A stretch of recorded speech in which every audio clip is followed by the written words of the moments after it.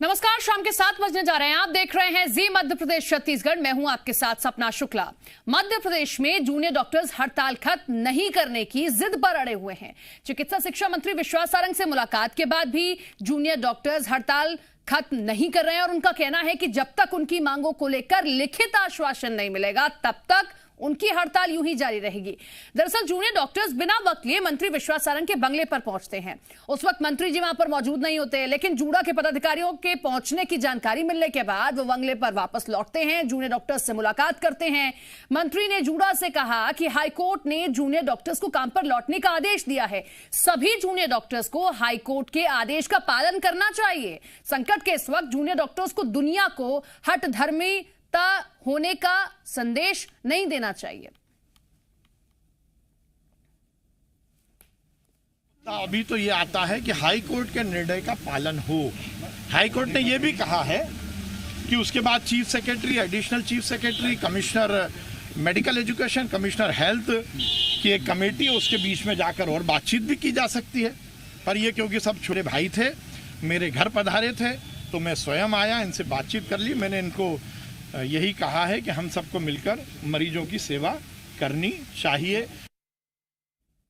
हमारी तो सिर्फ एक ही रिक्वेस्ट है माननीय मंत्री जी से कि अपना वादा निभाए, उसका हमें ऑर्डर दें ताकि हम काम पे लौट पाए। हम माननीय मंत्री जी के पास अभी भी आए हैं, अभी भी आपके सामने हैं, अभी भी समय है। मतलब फिर मुलाकात करेंगे क्या? दोबारा खत्म करें, उसी के बाद बात होगी। तो अब क्या आप दोबारा मुलाकात? जब तक माननीय मंत्री जी अपना वादा पूरा नहीं करते, ये आंदोलन ऐसे ही जारी रहेगा। तो हाईकोर्ट में सुनवाई हुई। हाईकोर्ट ने 24 घंटे का अल्टीमेटम दिया था कि 24 घंटे के अंदर सभी जूनियर डॉक्टर्स हड़ताल खत्म करके काम पर लौटे, लेकिन जूनियर डॉक्टर्स ने ऐसा नहीं किया। अब हाईकोर्ट में अवमानना की याचिका दायर कर दी गई है। दरअसल अपनी मांगों को लेकर हड़ताल पर रहे जूनियर डॉक्टर्स को हाईकोर्ट ने 24 घंटे में काम पर लौटने का आदेश दिया था, लेकिन डॉक्टर्स काम पर नहीं लौटे, जिसे लेकर अब हाईकोर्ट में एक अवमानना याचिका दायर की गई है। इसमें तर्क दिया गया है कि जूनियर डॉक्टरों ने हाईकोर्ट के आदेश को नहीं माना। याचिका में कोरोना की वजह से मरीजों को दिक्कत हो रही है, डॉक्टरों की भारी कमी का भी जिक्र कर दिया गया है। माना जा रहा है कि इस याचिका पर सोमवार को सुनवाई हो सकती है।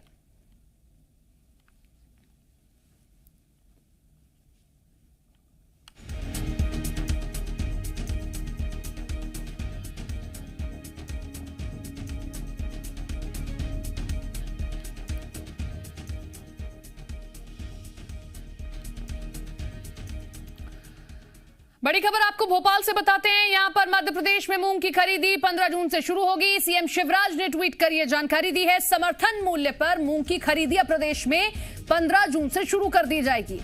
8 जून से रजिस्ट्रेशन शुरू होगा। चने की खरीद की भी तारीख बढ़ाकर 15 जून कर दी गई है। तो अपने सभी प्रदेश के किसानों को यह जानकारी मुख्यमंत्री ने ट्वीट कर दी है कि मूंग की खरीदी प्रदेश में शुरू होने जा रही है। 15 जून से खरीदी शुरू होगी, जिसके लिए आप 8 जून से जो है रजिस्ट्रेशन करा सकते हैं। इसी के साथ में चने की खरीदी की तारीख को भी आगे बढ़ाकर 15 जून कर दिया गया है। तो मुख्यमंत्री शिवराज सिंह चौहान ने ट्वीट के जरिए अपने किसानों को यह जानकारी दी है कि सबके हितों को देखते हुए मूंग की गिरती कीमत भी एक बड़ा चिंता का विषय है। आपकी उपज का उचित मूल्य दिलाने के लिए हम संकल्पित हैं। प्रधानमंत्री नरेंद्र मोदी के मार्गदर्शन में भारत सरकार के सहयोग ग्रीष्मकालीन मूंग की खरीदी समर्थन मूल्य पर की जाएगी। तो समर्थन मूल्य जितना है जो किसानों को मिलना है खरीदी के वक्त मूंग का, वो उन्हें दिया जाएगा। 15 जून से प्रदेश में मूंग की दाल की खरीदी शुरू होने जा रही है। इसकी जानकारी खुद सूबे के मुख्यमंत्री ने दी है ट्वीट के जरिए। 8 तारीख से आप रजिस्ट्रेशन करा सकते हैं और 15 तारीख से आपकी मूंग की खरीदी जो है मंडियों में शुरू कर दी जाएगी। इसी के साथ में चने की खरीदी भी चल रही है और उसकी तारीख को भी बढ़ा दिया गया है, 15 जून कर दिया गया है। तो अन्नदाता का हित ही हमारे लिए सर्वोपरि है। मूंग की गिरती कीमतों से किसान चिंतित ना हो। आपकी उपज का उचित मूल्य दिलाने के लिए हम संकल्पित हैं। प्रधानमंत्री नरेंद्र मोदी के मार्गदर्शन में भारत सरकार के सहयोग से मूंग की खरीदी समर्थन मूल्य पर की जाएगी।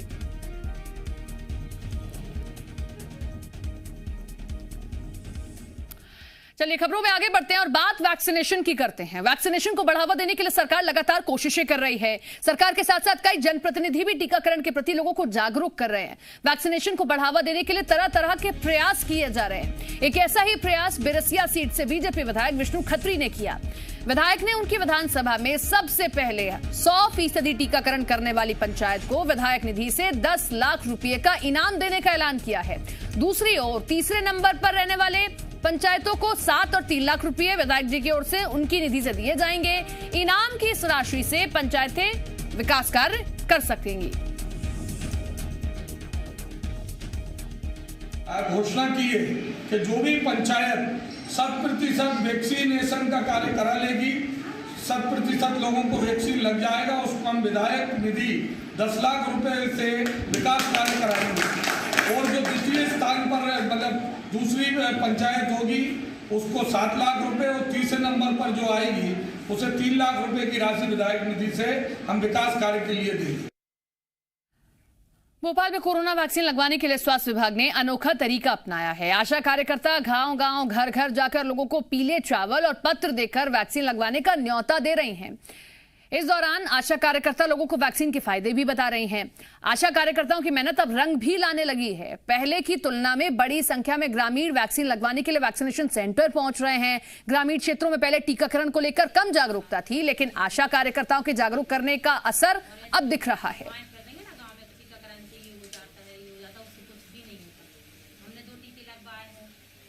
जिसके लिए हमारी आशा बहनें घर घर जाकर निमंत्रण कार्ड दे रही हैं पीले चावल। इंदौर से बीजेपी विधायक आकाश विजयवर्गीय ने भी अपनी विधानसभा में टीकाकरण को बढ़ावा देने के लिए एक योजना शुरू की है। विधायक आकाश विजयवर्गीय ने वैक्सीन लगाने वाले लोगों को लकी ड्रॉ के जरिए इनाम देने की योजना शुरू की है। इस योजना के तहत इंदौर विधानसभा 3 में वैक्सीन लगवाने के लिए आ रहे लोगों को एक कूपन दिया जाएगा, जिसे भरकर उन्हें वैक्सीन लगवाने के बाद उसी सेंटर पर लगे एक बॉक्स में जमा करना होगा। इन सभी कूपन में से लकी ड्रॉ के जरिए से अलग अलग लोगों का चयन किया जाएगा, उन्हें पुरस्कृत किया जाएगा। आकाश विजयवर्गीय ने एक प्रेस कॉन्फ्रेंस कर अपनी योजना के बारे में लोगों को बताया है। इस बैठक में इंदौर के कोविड प्रभारी मंत्री तुलसी सिलावट और सांसद शंकर लालवानी भी शामिल हुए। हालांकि शहर में रविवार के दिन लॉकडाउन लागू होने के चलते लोगों के बाहर निकलने पर पूरी तरह से बैन है। बावजूद इसके बैठक आयोजित होने पर कांग्रेस ने प्रशासन की कार्रवाई पर सवाल खड़े किए हैं। 45 वर्ष से ऊपर के केवल 55% लोगों को वैक्सीन लगा है। 45% लोगों ने अभी भी वैक्सीन नहीं लगाया है। तो इसको बढ़ावा देने के लिए, थोड़ा सा एक एटमॉस्फेयर बनाने के लिए, एक आकर्षण बनाने के लिए हमने एक लकी ड्रॉ का सिस्टम भी चालू किया है। सभी सेंटर्स पे एक बॉक्सेस लगेंगे जिसमें लकी ड्रॉ की रसीद रखाएगी और 15 से 25 दिन के बीच में हम लोग ये ड्रॉज खोलेंगे। से लगभग 1000 लोगों को पुरस्कृत करने का हम लोगों का प्लान है लकी ड्रॉ के माध्यम से। खंडवा जिले में कोरोना संक्रमण को दोबारा फैलने से रोकने के लिए रैंडम चेकिंग की जा रही है। प्रशासन ने शहर अनलॉक होने के बाद से सड़कों पर घूम रहे फल सब्जी वाले, बस ऑपरेटर्स की रैंडम सैंपलिंग बढ़ा दी है। जिला प्रशासन ने कोरोना संक्रमण को दोबारा रोकने के लिए ये नई स्ट्रैटेजी बनाई है। ग्रामीण क्षेत्रों में भी स्वास्थ्य विभाग की टीम डोर टू डोर लोगों को घर जाकर रोज करीब 300 से ज्यादा सैंपल ले रही है। कलेक्टर ने बताया कि नई रैंडम सैंपलिंग से कोरोना संक्रमण की चेन तोड़ने में मदद मिल रही है। हॉस्पिटल के जो वर्कर्स हैं, हेल्थ वर्कर्स हैं, पुलिस के कर्मचारी हैं, जितने भी फ्रंटलाइन वर्कर्स हैं, प्लस जिन लोगों का एक्सपोजर ज़्यादा है, जो डेली बाहर निकलते हैं, इन लोगों का प्रतिदिन करीब 300 के करीब सैंपल हम लोग ले रहे हैं। शासकीय सेवक या निजी जो बिजनेसमैन हो या कोई अन्य मजदूर हो जो अधिक से अधिक लोगों के टच में आते हैं, उनकी सैंपलिंग की एक कार्य योजना बनाई थी। उस कार्य योजना को हमने फिर से अमल ले आए हैं। टीकमगढ़ के अति सुरक्षित कलेक्ट्रेट कार्यालय परिसर में स्थित सीएमएचओ कार्यालय में आज सुबह आग लगने से हड़कंप मच गया। सूचना मिलने के बाद पुलिस और फायर ब्रिगेड मौके पर पहुंची और आग पर काबू पाया। हालांकि आग में कई महत्वपूर्ण दस्तावेज जलने की जानकारी सामने आ रही है, जबकि सीसीटीवी कैमरे भी लटके मिले हैं। पुलिस ने मौके से सीसीटीवी का डीवीआर जब्त कर लिया है। पुलिस और एफएसएल की टीम आग के कारणों का पता लगाने में जुट गई है। शुरुआती जांच में से शॉर्ट सर्किट से आग लगने का कारण बताया जा रहा है। पूरे मामले में बीजेपी नेता मनोज दिवलिया सोची सजी साजिश के तहत आग लगाने का आरोप लगा रहे हैं। उनका आरोप है कि कोरोना काल में दवाओं और उपकरणों की खरीदी में भ्रष्टाचार हुआ, जिसकी जांच के लिए सीएम को भी पत्र लिखा गया था। इसके साथ ही कुछ दस्तावेज भी मांगे गए थे। स्वास्थ्य विभाग ने सोमवार को दस्तावेज देने की बात कही थी, लेकिन उससे पहले ही दफ्तर में आग लग गई। सांसद प्रतिनिधि ने पूरे मामले की निष्पक्ष जांच की मांग की है। कार्यालय के बगल में ही हमारा कुछ ईवीएम भी रखे हैं, जिसमें 24 आवर हमारा फोर्स रहता है। सबसे पहले उन्हीं को पता चला और उनने आग बुझाने की कोशिश भी की, और यहाँ पे उनका गार्ड भी है तो उसने भी आग बुझाई है। और शॉर्ट सर्किट प्रथम दृष्टया कारण बताया गया है। एफएसएल की टीम आई थी यहाँ पे और उनने पूरा चेक किया है। डॉक्यूमेंट्स भी लिए हैं पुलिस ने, और डीवीआर वगैरह जो है वो भी लिया है। तो पुलिस जांच करेगी, जांच का विषय है, और जैसे ही पता चलता है आप लोगों के सामने भी आएगा।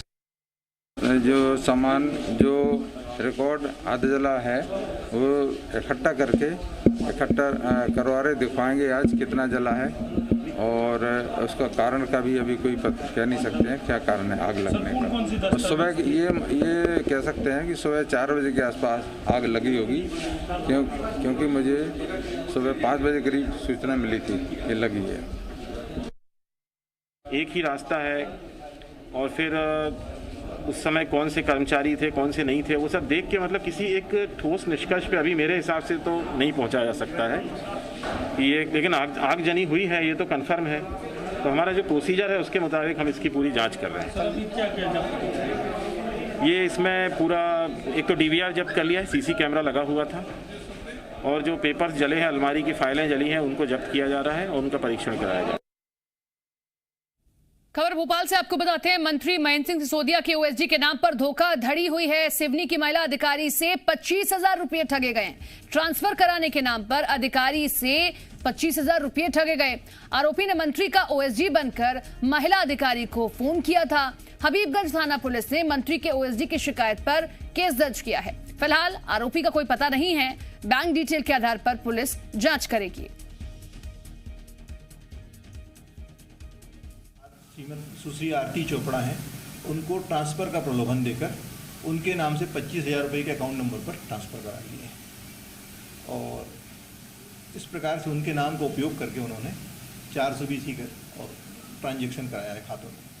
इसको लेकर अपराध दर्ज किया गया है, और अभी प्रारंभिक रूप से उसने 25,000 रुपये अकाउंट नंबर में ट्रांसफ़र कराए हैं। इस संबंध में अपराध दर्ज कर विवेचना की जाए। इंदौर जिले की विजयनगर चौराहा पुलिस ने चेकिंग के दौरान 30 लाख रुपए जब्त किए। जानकारी के मुताबिक 2 युवक स्कूटी पर 30 लाख रुपए की नकदी लेकर जा रहे थे और युवकों के पास से रुपयों को लेकर कोई रसीद या दस्तावेज नहीं मिले हैं। पुलिस ने मामले की सूचना इनकम टैक्स विभाग को दे दी है। पुलिस को हवाला के रुपये होने की आशंका है।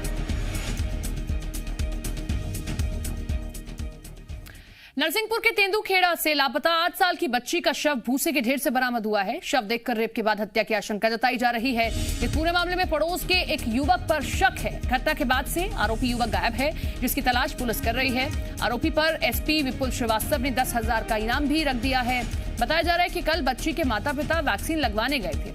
इस दौरान वो पड़ोस के बच्चों के साथ खेल रही थी, लेकिन जब वो लौटे तो उन्हें उनकी बच्ची नहीं मिली। तब पुलिस से शिकायत की गई। मामले की गंभीरता को देखते हुए खुद एसपी विपुल श्रीवास्तव भी मौके पर पहुंचे हैं। रात भर बच्ची की तलाश होती रही है।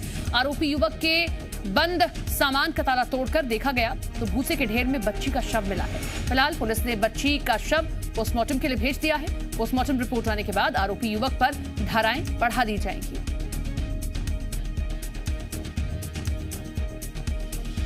बच्ची की बॉडी मृत अवस्था में भूसे के ढेर के नीचे पड़ोस वाले घर से आज जब मिली तो उसमें हमने जो है हत्या का अपहरण करके हत्या का इसमें अपराध इसमें बढ़ा दिए, धारा बढ़ा दी हत्या की। और उसका बच्ची का हमने पोस्टमार्टम भी करवा लिया है। शीघ्र रिपोर्ट आएगी तो अन्य अगर धाराएँ बढ़ी होंगी तो वो भी बढ़ाएंगे।